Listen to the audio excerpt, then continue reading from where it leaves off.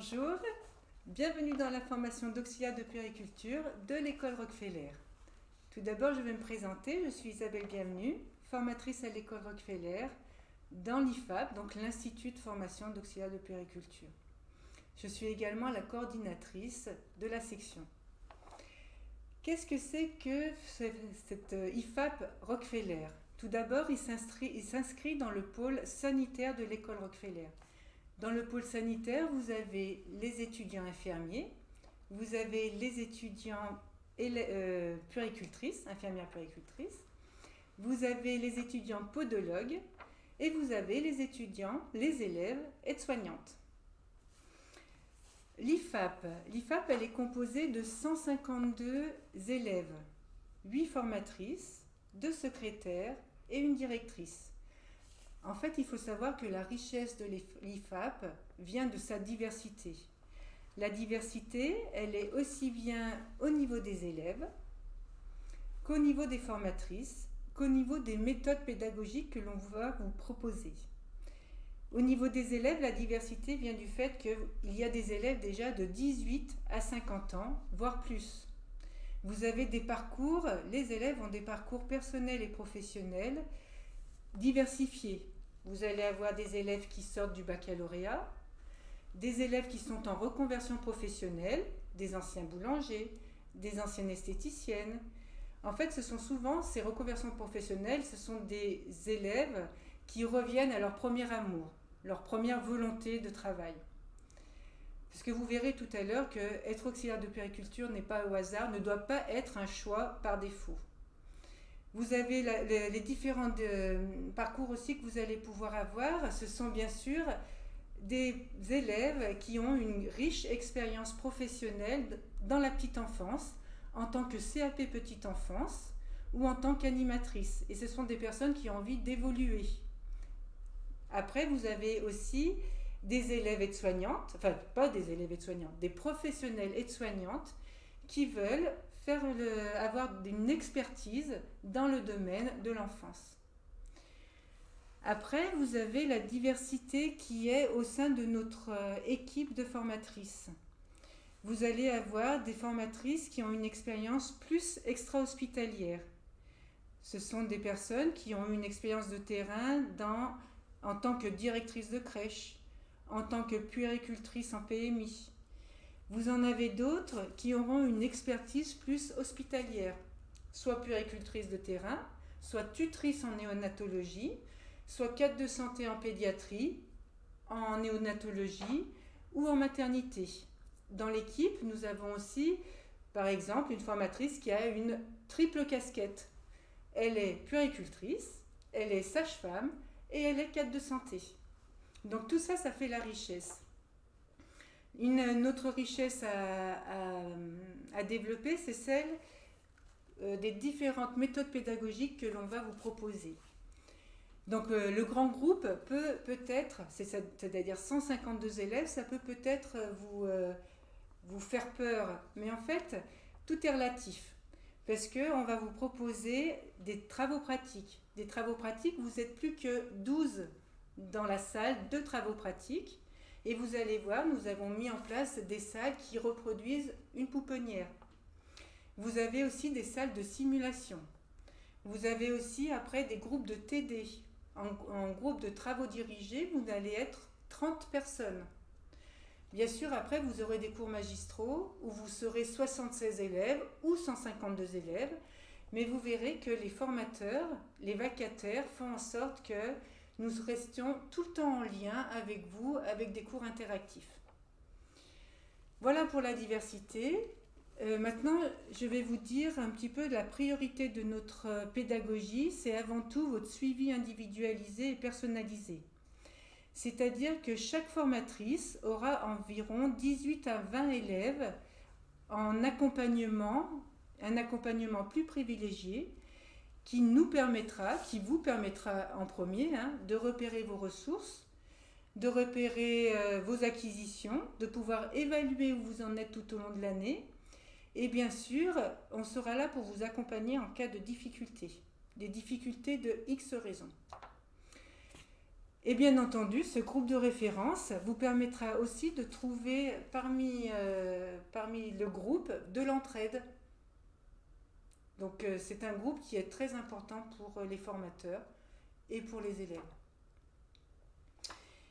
Alors maintenant, je vous ai dit tout à l'heure que être auxiliaire de puériculture n'est jamais par hasard, ne doit pas être choisi par hasard. Donc on va repréciser le champ d'activité des auxiliaires de puériculture. Donc vous pouvez lire sur la diapositive que l'auxiliaire de puériculture exerce son activité auprès d'enfants de la naissance à l'adolescence dans les domaines sanitaires, social et médico-social.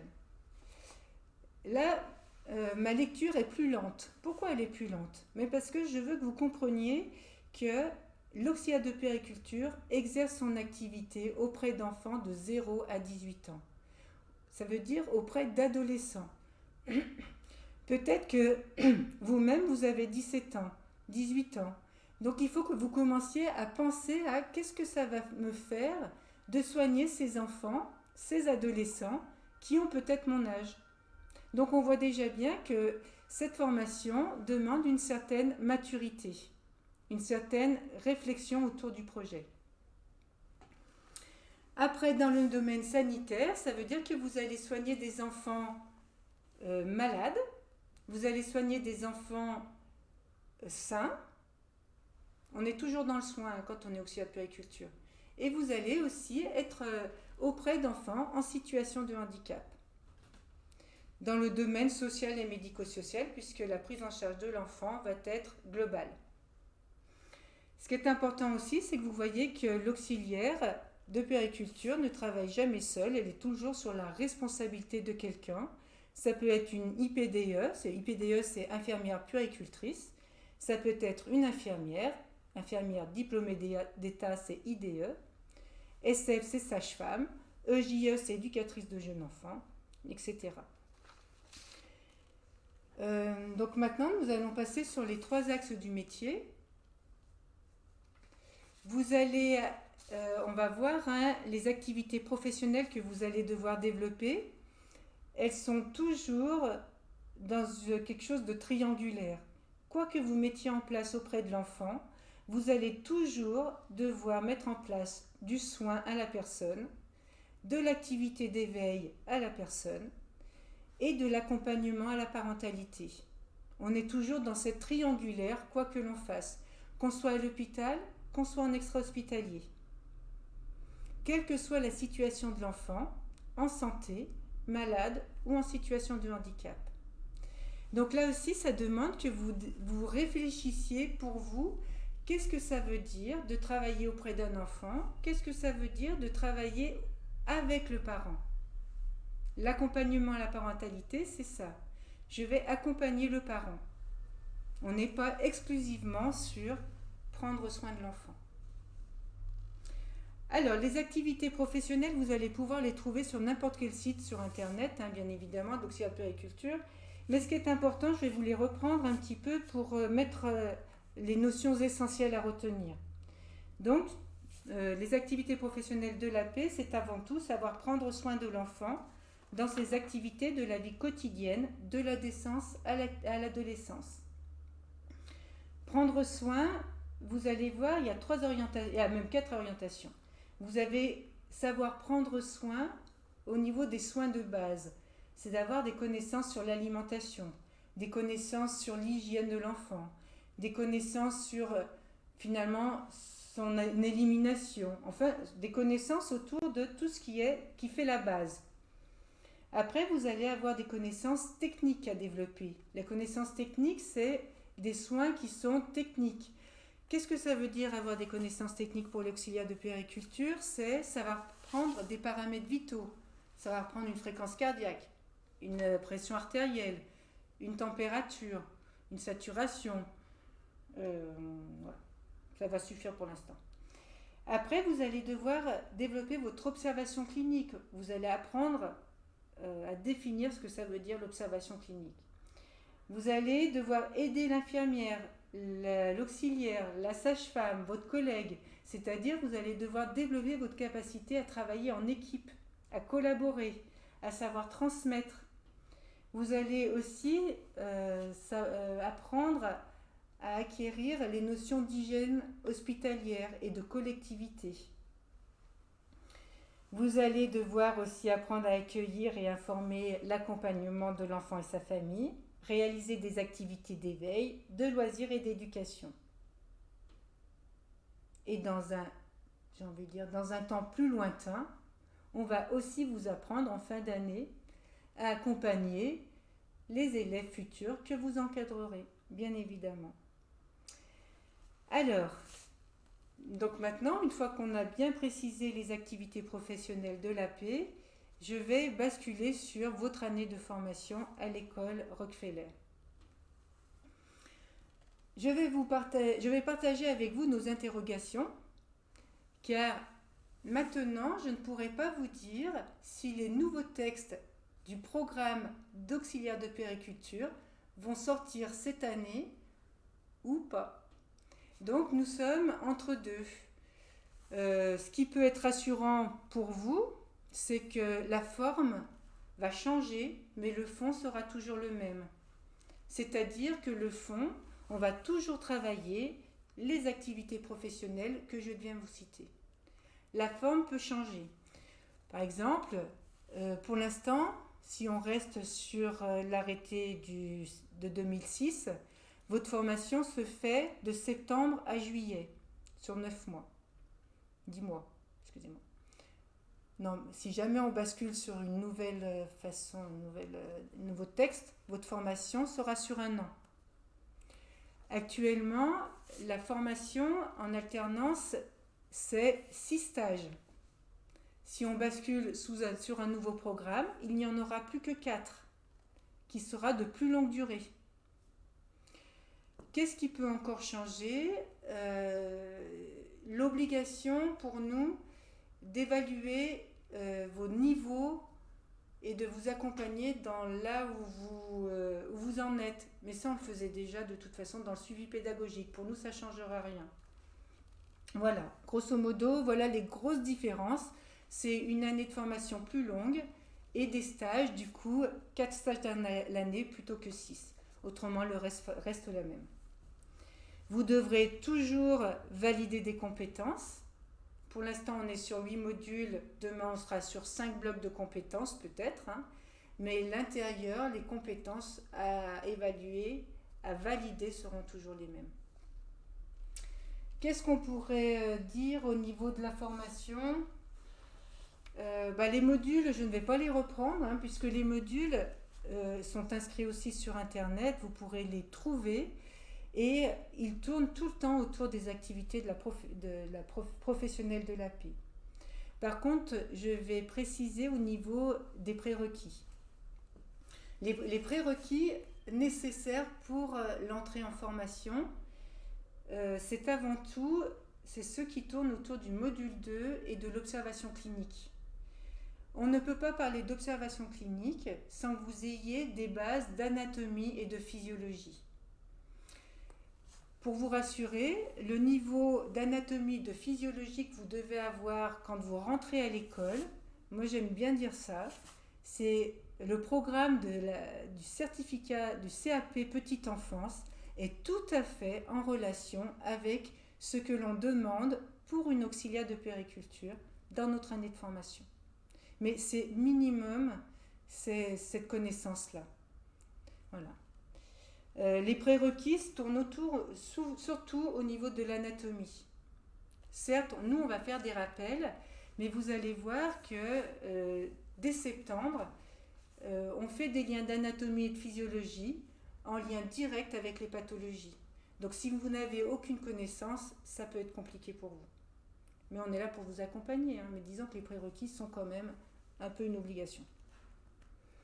Autrement, les autres modules ne demandent pas forcément des prérequis. Ce qui est très très important, c'est que ça demande que vous ayez conscience de ce que c'est qu'une auxiliaire de puériculture, bien évidemment, et ce que vous allez faire pendant toute l'année à l'intérieur. Alors, au niveau de la formation, je pense avoir fait le tour. Bien évidemment, notre orientation pédagogique, elle est fondée sur le respect de l'enfant, le respect de sa diversité culturelle, le respect de sa sécurité physique et le respect de sa sécurité affective. Maintenant, nous allons parler finalement des modalités d'entrée dans la formation. Alors, les modalités d'entrée, vous pouvez les lire. Autour du 15 février, pour l'instant, les modalités d'entrée ne sont pas encore sur le site de rockefeller.com, mais d'ici le 10-15 février, il va y avoir les modalités d'entrée inscrites. Donc vous pouvez déjà voir une ouverture inscription du 15 février au 15 mars. Parce qu'en fait, il va y avoir 2 phases. Mais la première phase concerne toutes les candidatures. Donc je répète, du 15 février au 15 mars, vous allez devoir envoyer un dossier d'inscription. Cette inscription a un coût qui s'élève à 45 €. Après, vous allez avoir une deuxième phase d'inscription, mais regardez bien sur la diapositive, ça ne concerne uniquement que les candidates Parcoursup. Et là, du coup, l'inscription est réduite. L'ouverture d'inscription est très réduite. Elle est uniquement au niveau du 27 mai jusqu'au 1er juin. Après, vous allez avoir un affichage des résultats au 22 juin. Et nous vous enverrons un courrier, une confirmation d'entrée en formation. Excusez-moi. Vous allez avoir un affichage des résultats le 22 juin. Et après, vous devrez nous renvoyer une confirmation d'entrée en formation au plus tard le 2 juillet avec un chèque de 150 €. En fait, c'est un chèque qui avance des frais. Voilà. Donc, nous aurons un temps de questions tout de suite après la fin de mon intervention. Les éléments constitutifs du dossier. Je ne m'attarderai pas sur les fiches administratives.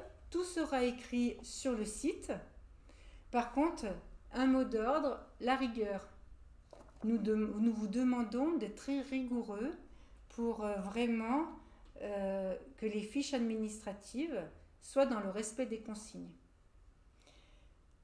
Par contre, je m'attarde un peu plus sur votre curriculum vitae, la lettre de motivation et la situation que vous allez devoir écrire.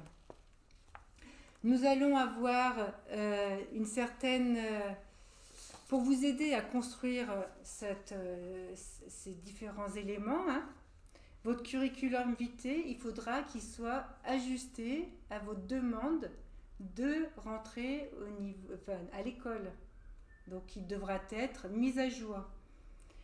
Votre lettre de motivation devra nous montrer votre capacité à devenir auxiliaire de puériculture, votre capacité à rentrer en formation avant tout, votre réflexion autour de votre projet professionnel et une certaine, j'ai envie de dire, logique. Pourquoi aujourd'hui vous avez envie de rentrer dans cette formation-là. Et enfin,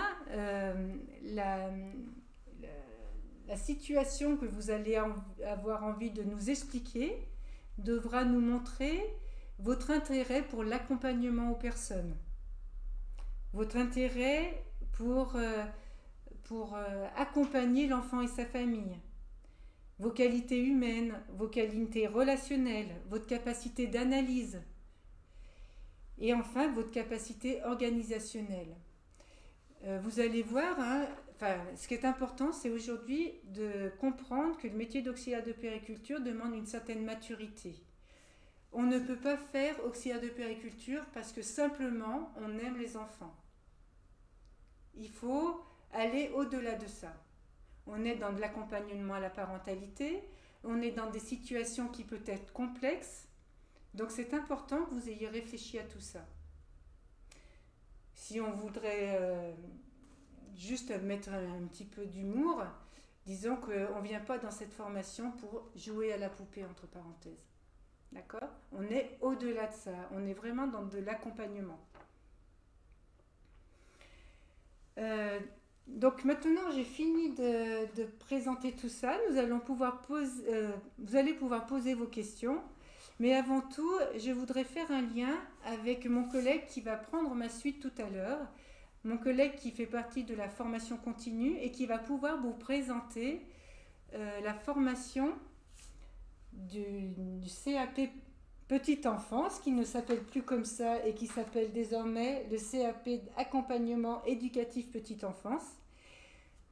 Si jamais vous n'êtes pas retenu pour l'école d'Auxiliaire de Périculture pour cette année, moi j'ai toujours un petit peu des conseils à vous donner.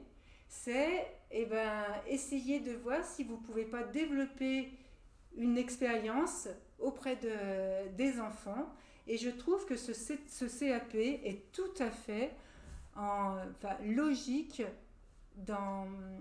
pour vous mettre un premier pied dans la petite enfance et pour bien vous préparer à devenir auxiliaire de périculture. Donc c'est important que peut-être vous restiez connectés pour écouter mon collègue Yvan Salani. Voilà, si vous voulez, nous pouvons passer aux questions. Une question de Michel qui demande si le bac général avec le programme SVT de seconde représente-t-il le prérequis pour auxiliaire de puériculture ? Alors, je ne connais pas personnellement votre programme, mais par contre, je peux vous dire que oui, la base, c'est l'anatomie, la physiologie, ça va être de la base. Je vous dis, regardez le programme du CAP, mais tout à fait, vous serez tout à fait dans le niveau. Le niveau bac est tout à fait dans le niveau des prérequis. Une question de Laura qui demande on ne peut pas faire cette formation sans CAP Petite Enfance ? Vous pouvez être candidate en n'ayant aucun diplôme. Il n'y a aucun diplôme requis. Est-ce qu'il faut s'inscrire sur Parcoursup ? Non. Est-il possible de faire de l'alternance ? Dans l'alternance, est-ce que je suppose que vous me parlez d'être apprenti ? Alors, il y a deux petites choses. La formation, on considère que notre formation, c'est déjà une formation en alternance, puisque vous allez alterner théorie, des mois de cours, et pratique, c'est-à-dire des mois de stage. Et voilà, on est déjà dans l'alternance, nous. Un coup, vous êtes en cours, après en stage, vous revenez, on fait de l'analyse de la pratique et vous repartez. Et nous avons aussi la possibilité, effectivement, nous accueillons des apprentis. Pouvez-vous rappeler quand est-ce qu'est l'ouverture des inscriptions ? Alors, je vous rappelle que l'ouverture des inscriptions pour les candidates pour tous les candidats, c'est le 15 février jusqu'au 15 mars. Pour le financement, comment peut-on savoir si on a des aides ? Très bonne question. Moi, je vous dirais, appelez notre secrétaire. Je suis désolée pour notre secrétaire, elle va vous avoir beaucoup d'appels. Mais c'est une question qui est très intéressante. Essayez de par vous-même, sur le site, ça sera tout écrit. Ah oui, excusez-moi. Je vous renvoie sur le site de Rockefeller et vous aurez des conseils avant d'appeler notre secrétaire. Et par contre, une chose qui est très importante, qui peut vous rassurer, 90 à 95% des élèves ont une prise en charge. Donc c'est très intéressant de vous renseigner. Mais voyez notre site internet, à un moment donné, tout sera écrit à l'intérieur. Est-ce qu'il y a des vacances et si oui, quand ? Alors, il y a des vacances, pas des vacances scolaires. Il y a des vacances qui concernent, en fait, ce sont des vacances, si l'école Rockefeller est fermée, vous êtes en vacances. C'est-à-dire que je peux déjà dire qu'entre Noël et le jour de l'an, vous avez des vacances. L'école étant fermée. Après, vous allez avoir des congés annuels, mais ça dépendra du calendrier qui va être mis en place. Et comme nous sommes en pourparlers de changer de texte, de loi, nous n'avons pas encore les calendriers pour l'année prochaine. Voilà. Mais il ne faut pas vous dire que la formation suit les vacances scolaires de l'éducation nationale. C'est faux. En février, pour l'instant, les vacances ne suivent pas l'éducation nationale. En avril non plus. Par contre, entre Noël et le jour de l'an, oui. Pour les stages, c'est à nous de le trouver ou c'est l'école qui nous aide à la trouver? Alors, en première intention, c'est nous qui vous proposons des stages. Proposer, c'est un bien grand mot, on va vous dire plus ou moins imposer quand même, en collaboration, en concertation avec vous. Par contre, si vous avez des possibilités de nous proposer, vous, des stages, nous sommes ouverts. J'en reviens à ces stages. Les stages que nous, on peut vous proposer, il faut que vous soyez conscient que les stages ne seront pas à 5 minutes de chez vous. Ça peut être à 1 heure de chez vous, à 1h30 de chez vous, soit avec une voiture, soit par transport en commun. Donc ça veut dire que même si vous êtes prise en charge pour cette formation, la formation a un coût qu'il faut que vous pensiez. Peut-être un coût au niveau essence, un coût déjà pour vos repas, un coût au niveau parking, voilà. Il y a tout ça à prendre en charge. Les stages, il faut pas penser que les stages seront à 2 minutes de chez vous. Pouvez-vous faire un rappel sur Parcoursup? Alors, qu'est-ce que vous avez besoin de savoir pour Parcoursup? Qui est concerné par les inscriptions sur Parcoursup? Les bacheliers, les demandeurs d'emploi ou les réorientations professionnelles? Les bacheliers? Alors, moi, je vous rappelle que nous, on est une formation niveau 3, donc on n'est pas obligé d'avoir le bac. Hein. Donc, Parcoursup, j'ai envie de dire, ceux qui sont cautionnés par Parcoursup, ce n'est pas nous, c'est... Voilà. Combien y a-t-il de places dans l'école pour les étudiants AP? 152. D'ailleurs, petite parenthèse, on ne vous appelle pas étudiant, on vous appelle élève parce que justement, il n'y a pas cette notion d'obligation d'avoir un bac. Nous sommes des élèves auxiliaires de puériculture. Quels sont les prérequis de cette formation? Les prérequis, je vous remercie de reposer cette question parce que c'est tellement important. Ce sont de l'anatomie, de la physiologie de base. Ouvrez un livre de CAP Petite Enfance et vous aurez notre... mais même de l'éducation nationale, hein, de 6e, de 3e, ça suffit largement. Faut-il s'inscrire sur Parcoursup? Non. Avez-vous un label H+? Tout à fait. Un label H+, j'ai envie de dire que nous défendons, que nous portons dans notre section auxiliaire de puériculture. Une question de Nora qui est diplômée AES. Existe-t-il une classe passerelle pour valider le diplôme AP? Alors, je vous remercie encore pour cette question. Vu que nous sommes en ce moment en transit entre 2 textes, j'aurais pu vous répondre précisément si j'étais sûre que l'année prochaine on reste sur notre programme. Mais à l'heure actuelle, toutes les personnes qui ont un bac pro, toutes les personnes qui validaient des modules de par leur diplôme, je ne sais absolument pas pour l'instant comment ça va se passer pour ces personnes-là. Par exemple, les bacs pro validaient le module 6, le module 7, le module 8. Pour l'instant, je ne sais toujours pas si ça va être de nouveau comme ça. Donc je ne sais pas non plus pour les AES, je ne sais pas pour personne en fait. Mais ça, vous le saurez très vite sur le site de rockefeller.com. Nous avons beaucoup de questions. Une question de Laurie. Je suis en CAP AEPE et j'aimerais intégrer la formation d'AP. Dois-je passer par la phase 1 ou 2 pour l'inscription? Phase 1. A-t-il un concours à passer avant de s'inscrire? Non. C'est un dossier d'inscription. Le dossier sera lu par les formatrices et il sera évalué. Est-ce qu'il y a différents cursus partiels ou cursus complets? C'est ce que je viens de vous dire tout à l'heure. Malheureusement, je ne peux plus vous répondre. À l'heure actuelle, il y a plusieurs cursus dans la même promotion. Il y a des cursus partiels, des modules complémentaires, un cursus complet. Mais avec les nouveaux textes, on ne sait pas comment ceci va s'articuler pour l'année prochaine si on passe sous la nouvelle formation. Quel est le coût de cette formation? Y a-t-il une prise en charge pour les moins de 25 ans?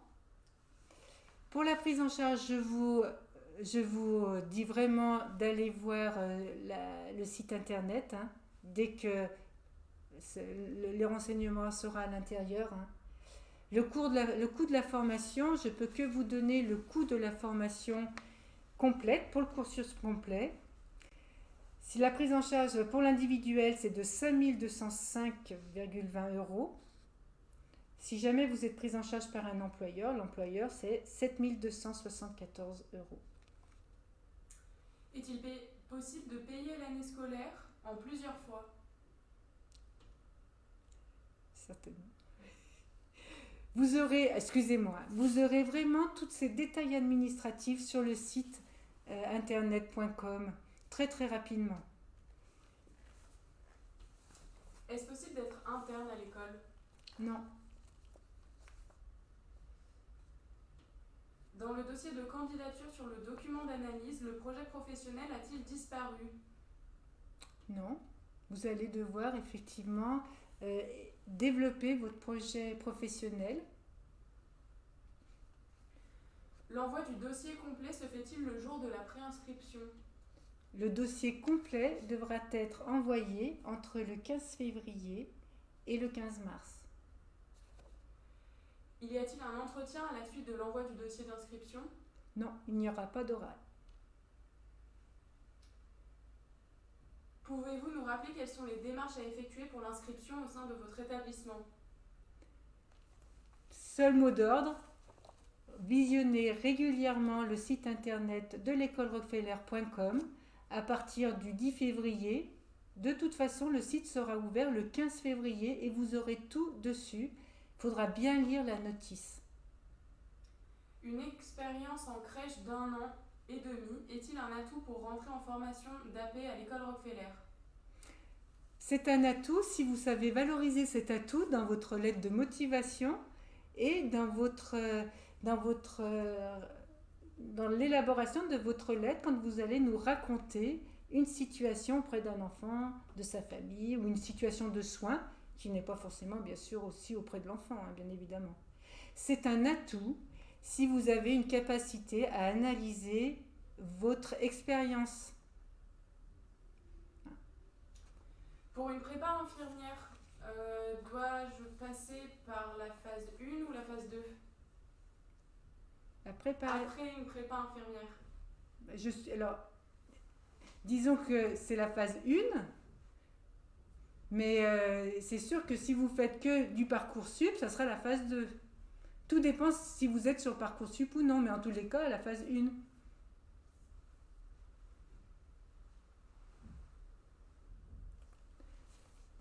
Alors, je vois qu'il n'y a plus de questions.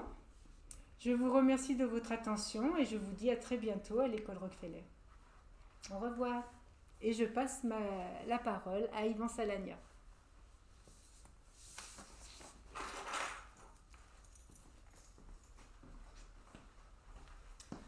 Merci, bonjour à tous, merci à ma collègue, madame bienvenue. Je suis Yvan Salagna, coordinateur pédagogique au sein du centre de formation, du pôle formation continue de l'école. Et comme l'a évoqué ma collègue, je voudrais vous dire quelques mots sur cette deuxième partie de live à propos d'une nouvelle formation mise en œuvre par notre établissement, à savoir une préparation au CAP accompagnant éducatif petite enfance, anciennement petite enfance, et donc on a pour habitude de le nommer CAP AEPE. Alors pourquoi lier cette présentation à celle du diplôme d'état et de la formation auxiliaire de puériculture? Je crois que là aussi ma collègue a insisté sur le fait, et on sera tous d'accord là-dessus, qu'il est important que vous ayez toujours, quel que soit votre projet d'orientation, dans un domaine concerné, lorsque c'est possible, plusieurs options. Donc évidemment, votre objectif premier à toutes et tous, c'est d'intégrer l'IFAP, l'Institut de formation d'auxiliaires de puériculture, mais si malheureusement, compte tenu du nombre de candidats et au prorata des places disponibles, vous n'étiez pas admis d'emblée, l'idée n'est pas de se dire, moi je déteste ce terme-là, il me faut une roue de secours ou une voie supplémentaire. Si on est dans cette perspective, ça n'est généralement pas très positif, mais de se dire plutôt de manière constructive, je peux avoir une deuxième option. Je reprends simplement les propos de ma collègue, de se dire, je peux très bien monter mon projet en 2 étapes. Si je ne suis pas admis dès cette année en tant qu'auxiliaire, je peux me donner 1 an pour obtenir mon CAP AEPE. Donc, premier diplôme dans le secteur, pour faire simple, dans le secteur du travail auprès d'enfants. Ce qui n'empêchera pas, bien au contraire, de rebondir et de retourner sur un deuxième temps vers auxiliaire de puériculture. Alors, l'école, je ne représente pas tous les services, tout ce qui a été dit en termes d'expertise sur ces métiers-là, sur ces formations-là, ça a été dit très, très clairement. Simplement vous donner un peu le cadre de tout ça. Donc, cette préparation CAP porte sur la préparation à ce qu'on appelle les épreuves professionnelles, donc EP, EP1, EP2 et EP3. L'EP1 concerne ce qu'on appelle l'accompagnement et le soin à l'enfant. L'EP2 concerne ce qui relève du travail en accueil collectif, en structure, et l'épreuve professionnelle 3 porte sur l'accueil de l'enfant au domicile.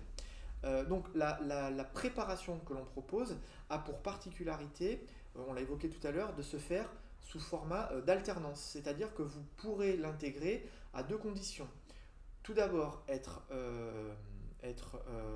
avoir un diplôme qui vous dispense de ce qu'on appelle les épreuves générales, mathématiques, français, biologie notamment. Donc pour ça, il faut que vous ayez soit un baccalauréat ou un équivalent, soit un CAP quel qu'il soit, même hors secteur, soit un BEP quel qu'il soit. À partir de là, vous pouvez intégrer la préparation, mais j'insiste, dans le cadre de l'alternance. Soit en contrat d'apprentissage avec un statut d'apprenti via un centre de formation des apprentis, soit dans le cadre d'un contrat de professionnalisation, mais dans tous les cas, nous ne proposons pas une préparation au CAP uniquement avec une préparation à l'écrit sur 2 jours de cours par semaine. Vous devrez, et on vous aidera évidemment, trouver un employeur.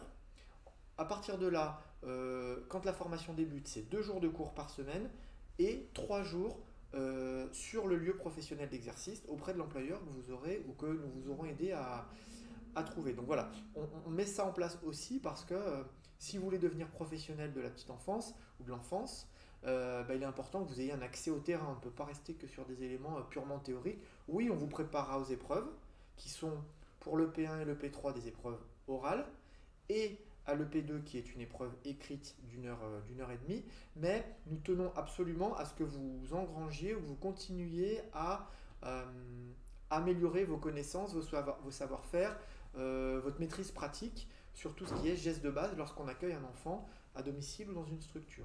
Donc ce CAP peut vraiment, cette préparation au CAP peut vraiment être soit un projet en tant que tel, en se disant moi je vais commencer par ça, et puis à moyen terme j'irai sans doute vers auxiliaire ou infirmière ou puéricultrice, ou bien de se dire j'ai mon projet d'auxiliaire et en parallèle je vais quand même aussi anticiper ce CAP pour avoir, comme je disais, deux options.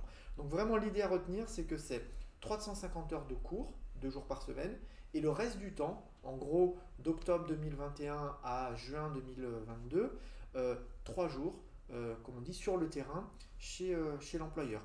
Et impérativement dans le cadre d'un apprentissage, contrat d'apprentissage ou contrat de professionnalisation. Ça signifie que si vous êtes dans ce cas-là, vous n'avez pas à vous inquiéter du mode de financement, puisque que ce soit apprentissage ou professionnalisation, ce sont les employeurs qui vous accueillent, qui se chargent de la prise en charge financière, et de votre côté, vous le savez peut-être, vous bénéficiez aussi d'une aide ou d'une rémunération mensuelle. Donc voilà, j'allais dire, les grandes lignes de ce projet. Si cela peut vous intéresser, eh bien la procédure est la même que pour auxiliaire de puériculture. Vous devez d'abord passer par une préinscription en ligne. Tout est déjà, là pour le coup, les préinscriptions pour la préparation au CAP ont déjà débuté, vous pouvez le faire, on a déjà des gens qui se sont positionnés. Et dans un deuxième temps, on vous demandera de nous adresser, là encore, un CV, une lettre de motivation. J'insiste, comme l'a fait ma collègue avant, sur le fait qu'on est très attentif et que contrairement à ce qu'on peut entendre parfois sur les forums, notamment ou sur Internet, ce qu'on peut lire, tous les CV sont lus, toutes les lettres de motivation sont lues, que ce soit pour auxiliaire de puériculture ou pour intégrer le CAP. Donc ça va être la première phase. Et si on considère que votre dossier est, on va dire, recevable déjà au niveau de l'écrit, on vous fera venir, là je parle que du CAP, on vous fera venir pour un entretien oral avec moi-même ou un membre de l'équipe pour évaluer en direct vos motivations, la cohérence de votre parcours, la manière dont vous avez justement construit un projet et vérifier la validité de tout cela. Si tout est, j'allais dire, conforme pédagogiquement, eh bien, à ce moment-là, on déclenche ou vous déclenchez la recherche d'un employeur pour trouver un apprentissage en vue de la rentrée suivante. Donc voilà les grandes lignes. Pour l'inscription, la préinscription, tout est déjà sur le site, tout a déjà démarré. Et vous pouvez évidemment, nous sommes là pour ça, c'est avec plaisir, nous solliciter via l'adresse mail ou encore directement par téléphone puisque vous avez notre ligne directe. Voilà, il y a des choses sur lesquelles je ne reviens pas parce que ça a été dit très clairement. Je ne sais pas s'il y a quelques questions pour terminer. Donc, en tout cas, je vous remercie de votre présence, de votre écoute. Et puis encore une fois, pour les uns et les autres, n'hésitez pas, nous sommes disponibles. Donc www.école-rockefeller.com. Une dernière chose qui me revient, je suis navré, j'aurais dû le dire avant, vous pouvez aussi financer la préparation au CAP dans le cadre sur vos deniers personnels ou, à mon avis c'est peut-être mieux, en utilisant le compte personnel formation. Puisque si vous avez déjà travaillé suffisamment, vous avez ouvert des droits à la formation via le CPF, compte personnel formation, que vous pouvez mobiliser. Après, c'est vrai que si vous trouvez un apprentissage ou un contrat de professionnalisation, ça reste quand même le plus intéressant. Donc voilà, j'espère ne pas être allé trop vite, mais encore une fois, www.école-rockefeller.com. Je vous remercie et à bientôt peut-être.